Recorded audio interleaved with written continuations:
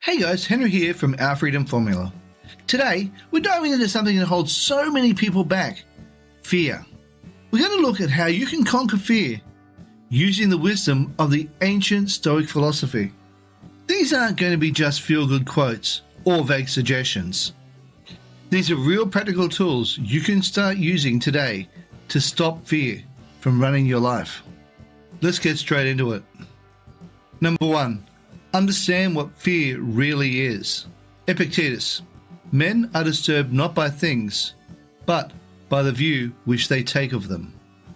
This quote from Epictetus gets right to the heart of Stoicism. Fear doesn't come from the thing itself, it comes from the perception of it. Whether it's fear of failure, fear of loss, fear of rejection, these feelings are driven by how we interpret the situation itself. How to apply this? The next time you feel fear creeping in, stop and ask yourself, what am I telling myself about this?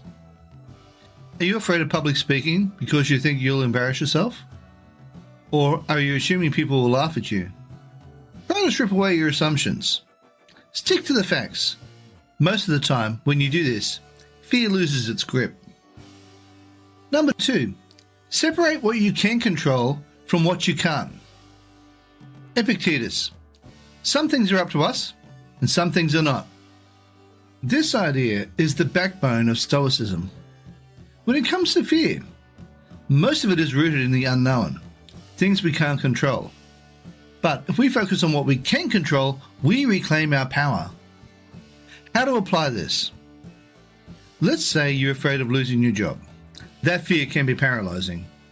But what's in your control? You can control your work ethic, your attitude, and how you respond to stress. You can learn new skills. You can show up every day and do your best. What you can't control is whether the company downsizes. So don't waste mental energy on it. Make a habit of writing down your fears and dividing them into 2 columns.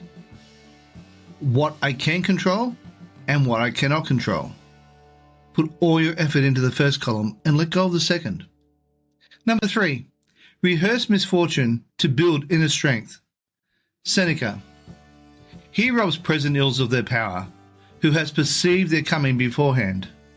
Seneca believed in the premeditatio malorum, the premeditation of evil. That means mentally rehearsing the worst case scenario, not to scare you, but to prepare yourself. How to apply this? If you fear getting rejected, take a moment and picture it happening. Really imagine it. Someone saying no. Someone laughing. You walking away. Then ask, and what then? You'll find you'd survived it. You might be bruised, but not broken. Doing this trains your mind to see that fear isn't final. You can even build many exposure exercises into your daily life. Afraid of strangers? Start by saying hello to someone at the store. Afraid of failure? Try a new hobby where you're likely to be terrible at first. Facing small fears deliberately makes big fears seem manageable. Number 4. Practice voluntary discomfort. Misfortune Rufus. It is not possible to live well today unless you treat it as training for what may come tomorrow. Misfortune believed we should deliberately choose discomfort sometimes, so we're ready when life throws it at us. How to apply this? Sleep without a pillow. Take a cold shower. Go without your favorite snack. Speak up when you usually stay silent. Doing these things strengthens your ability to handle fear because you're proving to yourself that you can deal with discomfort and survive. This practice isn't about suffering. It's about building mental toughness so fear doesn't have the final say. Number 5. Accept death and the temporary nature of life. Marcus Aurelius. It is not death that a man should fear, but he should fear never be to live. This might sound heavy, but for the Stoics, contemplating death was a way to sharpen your focus on what really matters. Fear thrives when we believe we have forever to act, to speak, or to live, but we don't. How to apply this? Remind yourself regularly, life is short. Not to depress yourself, but to live more fully. Say the thing. Take the chance. Don't let fear steal another day from you. You could write this quote on a card and put it on the bathroom mirror.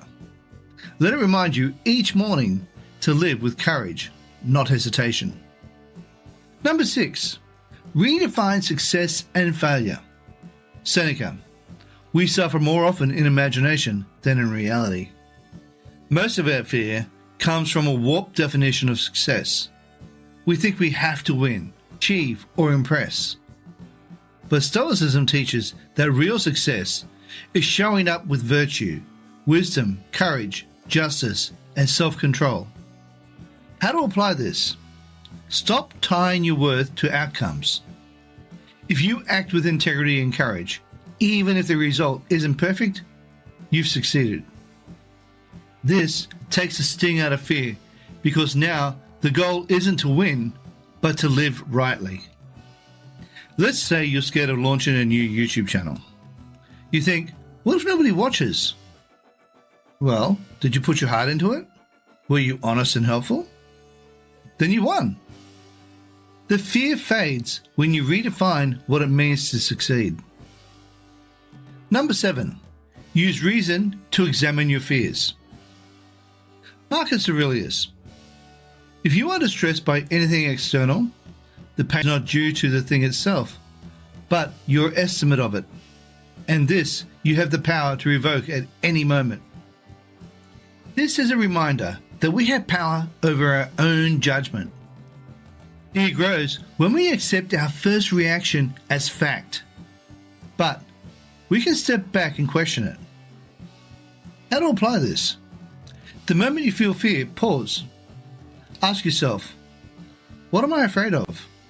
Is this fear based on fact or assumption? What's the worst that could happen? Could I survive that?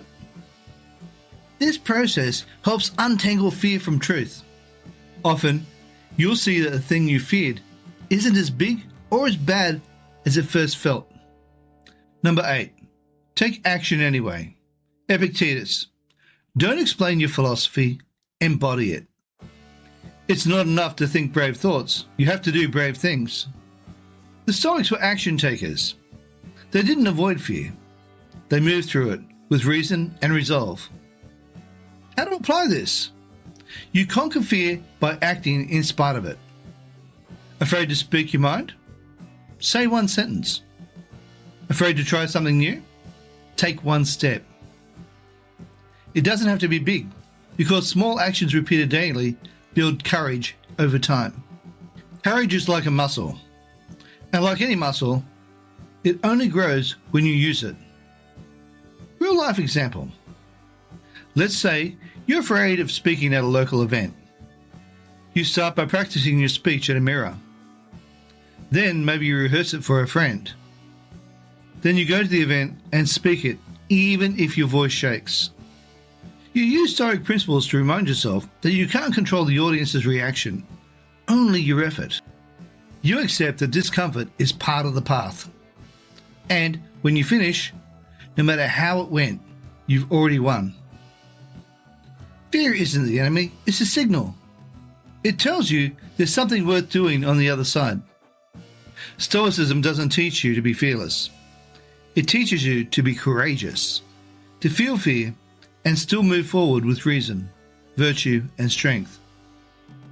If you live like that, fear won't run your life anymore. You will.